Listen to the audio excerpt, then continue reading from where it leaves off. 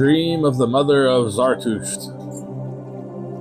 She dreamed, she wandering, marked in heaven's clear skies, a cloud like an eagle's pinion grew. So thick a gloom, its gathering shadow spread, the sun is veiled, the day grows dark and dread.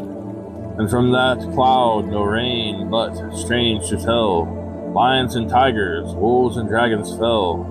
The crocodile and panther of the waste, all that is horrible, misshapen, vast, the writhing serpent and the bird obscene, all things detested that the eye has seen, or fancy feigned, and still with gathering storm fast falls each savage shape and grisly form. Sudden from forth a phantom train appears, one who than all a ghastlier semblance wears. O Dugdov, rushing in her tender side, the direful monster tore an opening wide, and thence the infant Zartusht in his grasp, dragged forth to light, seemed in every gasp. But of their prey, yet those jaws could close, loud threatening shouts as those of men arose. And in that hour of seeming misery, while helpless Dugdov strove for aid to cry, will not, her infant said, for not from these shall harm approach me or destruction seize.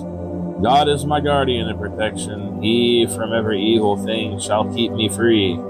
Then dread not thou you assembled here, these monsters grim and loathsome forms of fears. Cheered with these words, the mother calms her care, when lo, a hill descends from upper air, and from its aid beams forth refulgent light, dispels the clouds and breaks the gloom of night. And comes a hurrying blast before whose breath fast fly those grim aspects and shapes of death. Where nearer came that holy light was seen, an angel form, a youth of heavenly mien, fair as the morn, a shepherd youth he seems, and Jamshed's lustrous glory round him beams.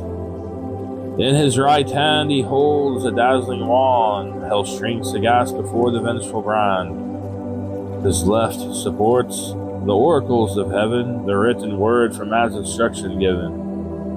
These, when they see black quell the demon crew, and hid in air, are lost to human view. Three shapes alone of all the monster train, a wolf, a lion, and a pard remain. The youth advancing in their savage gaze, rears his bright wand and darts its dazzling blaze. Vainly before his steps the fiends retire, and wrapped in fierce consuming flames expire. The infant Zartusht, rescued from the tomb, again is sheltered in his mother's womb. Her wound is healed by mercy from above, and hell's fierce rage is followed by heavenly love. To Dugdov then, the heavenly striping said, arise, nor let thy heart grow faint with dread. Comfort thee, for from thee a child shall spring, on whom shall rest the favor of heaven's king. The world beholds the glad event of joy, and future ages hell the promised boy, a prophet of the truth his pen shall trace, to a lost world the mysteries of grace. Glad earth rejoices at his coming feet, the wolf and lamb in peace and union meet. Then let no anxious cares thy breast alarm, while God protects us safe from every harm. Thus spake the youth, and vanished from her sight, and with the fled the vision of the night. Dugdov is left alone, and busy thought recalls the dreams with strange foreboding fraught.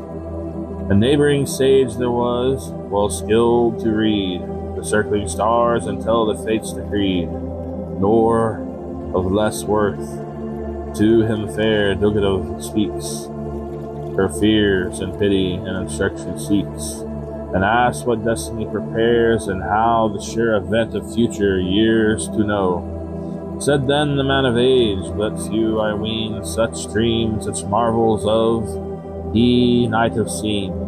First be thy infant born, ere I relate to thy glad ear the oracles of fate. All that thy heart desires thy child shall give, through him to distant lands thy name shall live. His glory shall o'ershadow earth, his foes shall quail before him and in vain oppose. Go then, and when 3 days are past, return, and the bright tidings of the future learn. He said, and Dugdav seeks her home. Her breast is filled with care, nor food nor needful rest. She takes till fell 3 suns, and the 4th day cast o'er the earth its joy-inspiring ray.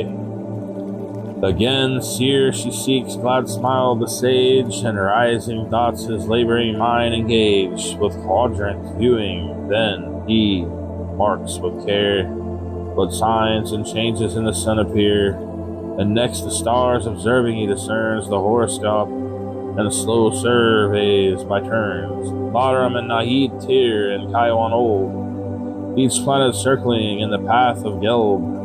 He sees the moment of conjunction bright, with fortunes fair and joys and fading light, and thus he speaks, I view a destiny of hope sublime and wondrous augury.